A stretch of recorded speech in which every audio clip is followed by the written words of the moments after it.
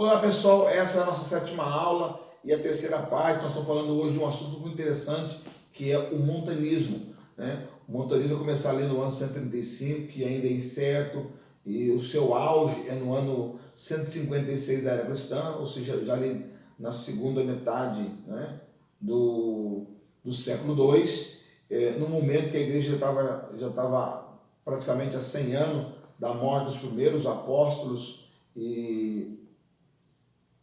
e aí a igreja está institucionalizada. Então as reuniões são reuniões simplesmente religiosas, aquele avivamento do século de Atos 2, né, do século I, ficou na história, e surge então a figura chamada Montano, que vai dar um boom na questão do avivamento, pregando o retorno da igreja a uma ação do Espírito Santo totalmente na igreja, do uso dos dons espirituais, da profecia, da visão, né? Pregando a mensagem de santidade, de castidade, pregando uma moral cristã 100%. Isso incomodou muitas pessoas, mas a sua mensagem agradou Tertuliano, né? Hoje muitas pessoas acreditam que os escritos, não sabem nem direito qual foram os escritos de Montano, mas a história vai dizer que ele foi excomungado por ser um herege. E hoje as descobertas, as escritas, o novo olhar no movimento montanista começa a ver que há falhas nesse ato, né? É lógico que vão sempre dizer, esse é o montanismo.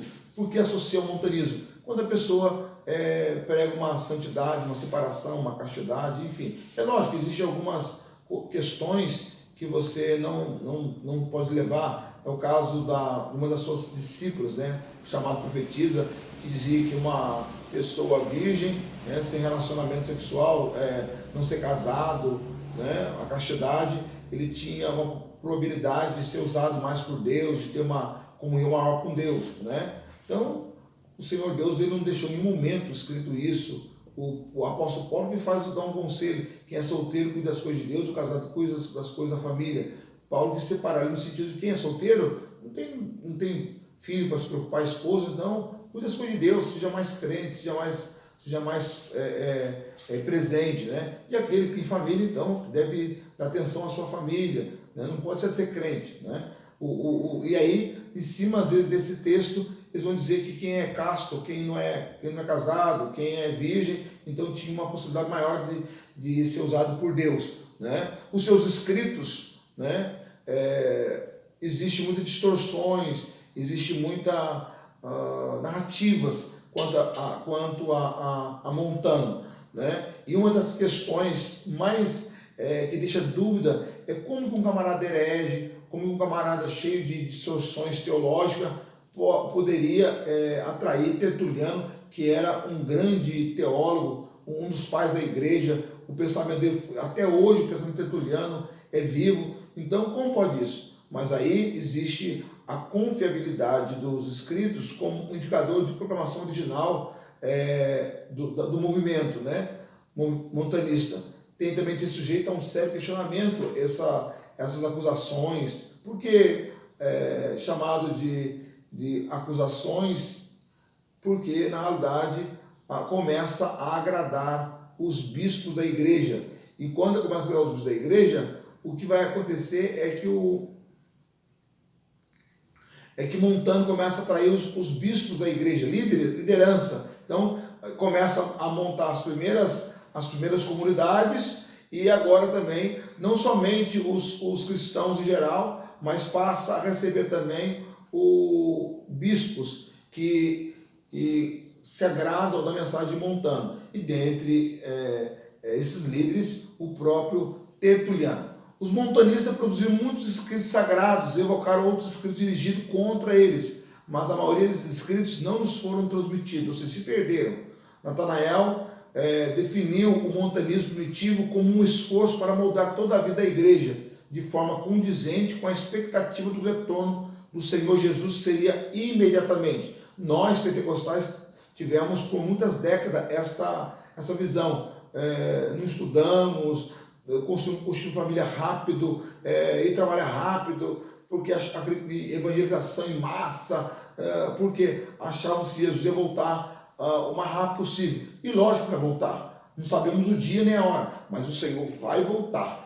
Mas precisamos ter essa esperança convicta, séria, mas não podemos deixar de lembrar que vivemos na terra, estamos aqui. Então, enquanto estivermos aqui, temos que trabalhar, temos que estudar, temos que nos preparar, evangelizar, amar o reino de Deus, servir a Jesus com alegria e, quando Ele voltar, estarmos prontos para ser arrebatados. Então, desse contexto, Natanael, um pesquisador, vai dizer que Montano tinha essa prática, né? Achava que o Senhor ia voltar rapidamente, né? Então, vamos voltar ao cristianismo verdadeiro, a essência verdadeira do cristianismo, porque o Senhor pode voltar nesses dias. A partir desse ponto de vista de Natanael, acaba colocando em oposições a todas as condições por meio das quais a igreja tinha de adquirir uma forma permanente para o propósito de tomar posse de um desenvolvimento histórico mais longo. Então, ou seja, essa postura de Montano acaba contrariando um caminho que a igreja institucionalizada havia tomado.